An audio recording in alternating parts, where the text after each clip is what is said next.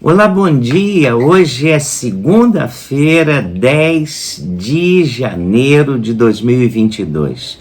Eu comecei o meu ministério pastoral querendo imitar o pastor da minha juventude, que eu admirava.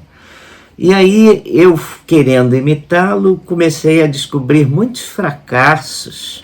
E depois de muita dificuldade, eu cheguei à conclusão que eu era bem diferente dele.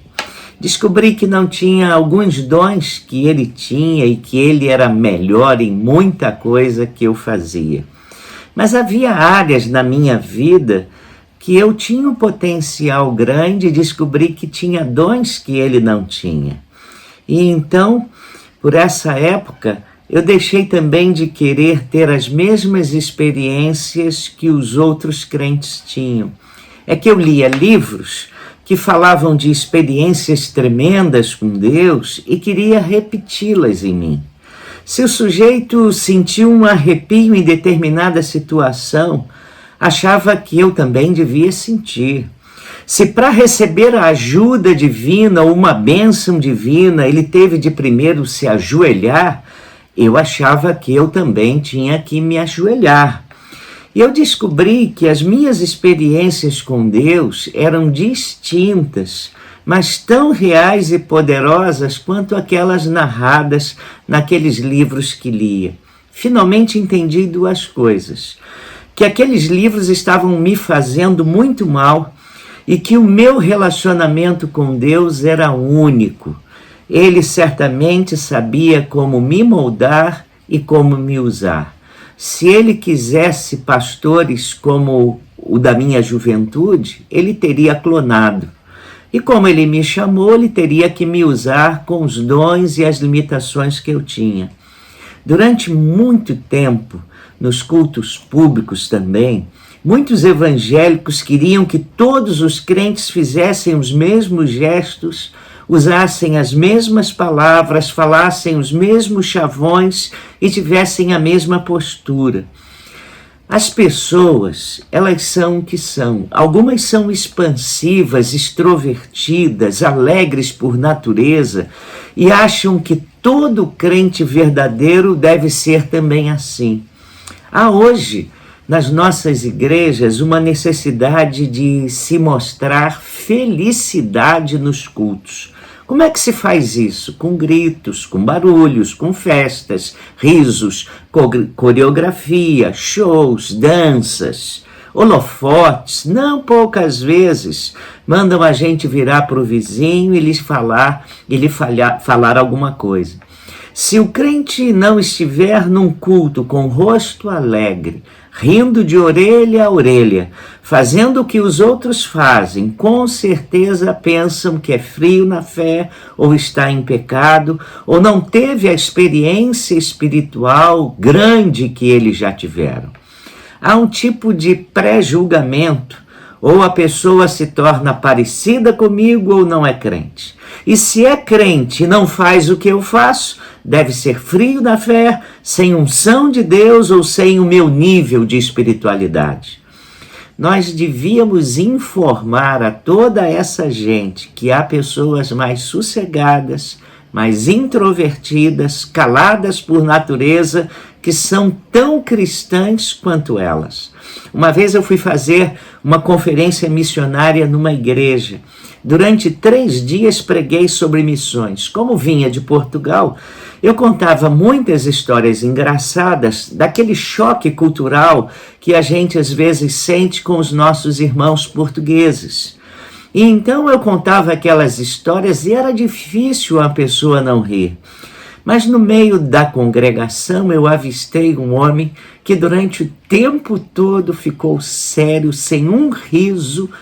E além do mais, quando toda a igreja cantava, ele ficava calado, parecia de cara emburrada lá. Comecei a imaginar com os meus botões: esse homem não está gostando nada, ele nem deve ser crente, ele deve ser um visitante aqui. Aí comecei a dar asas à minha imaginação, comecei a achar que ele fosse, se fosse crente, uma pedra de tropeço na vida do seu pastor.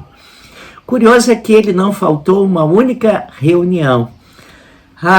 Irmãos, no domingo de manhã o pastor da igreja me disse assim: Renato, eu ia levá-lo para um restaurante, mas hoje você vai almoçar com um homem que insistiu que você almoçasse com ele. Ele quer muito conversar sobre missões com você. É o homem que ama mais missões nessa igreja. Esse homem é uma bênção. E, irmãos, sabe quem era? Era aquele homem caladão, emburrado, que eu achei que não era crente, ou que se fosse crente era um crente esquisito. Irmãos, na conversa com aquele irmão, ele me disse que era muito desafinado e que atrapalhava o louvor, mas que adorava a Deus pensando nas letras que ouvia. Era o homem que mais amava missões e eu achando que o cara era um cara incrédulo. Em Mateus 13, Jesus contou 2 pequenas parábolas do reino, uma atrás do outro. Numa, um homem vai andando por um campo e por acaso encontra um tesouro de grande valor. Então, movido por grande alegria, é assim que diz o texto, ele vende tudo que tem e compra o campo. Na história seguinte, imediatamente seguinte, Jesus conta que outro homem era um avaliador de boas pérolas. Aí ele se depara com a melhor pérola da sua vida, vende tudo que tem e compra. Um encontrou o reino de Deus por acaso, sem procurá-lo, mas ficou muito alegre porque percebeu que era algo preciosíssimo. O outro encontrou o reino após pesquisa, comparações, avaliações. De um é dito que, cheio de alegria, vendeu tudo e ficou com o reino. De outro, nada é dito quanto à sua emoção. Certamente era alguém mais analítico e pensativo. O evangelho alcançou ambos, e ambos se desfizeram do que tinham porque perceberam que encontraram algo valiosíssimo e que valia a pena se desfazer de tudo para investir tudo que tinham no reino. Não importa se você é expansivo ou não, não importa se você é calado ou tímido, não faz diferença se você é emotivo ou analítico. O importante é se você é do reino de Deus, se o reino de Deus já faz parte da sua vida. Se você achou o reino, siga o reino da maneira como você é, dê o seu melhor, talvez com muita emoção, talvez mais contidamente. Se você achou o grande tesouro, a pérola de grande valor, invista tudo o que é nele. Mas uma coisa a mais, não faça julgamentos, porque o crente ao lado não é igual a você, nem parecido com você e nem tem que ser assim. E que Deus abençoe você e o crente ao seu lado. Um dia feliz e uma semana muito especial. Vamos orar? Deus, obrigado porque tu nos achas como nós somos e tu valorizas quem nós somos. Obrigado porque alguns são expansivos, extrovertidos, outros são quietos, calados, tímidos, mas todos foram achados pelo Senhor. Fazemos parte desse povo espiritual, povo multiétnico, chamado igreja, o povo da graça. Obrigado por tamanho privilégio. Aceita nossa gratidão. Pedimos a tua bênção para o início dessa semana. Deus, muito obrigado pelo teu grande amor. Nós oramos em nome de Jesus.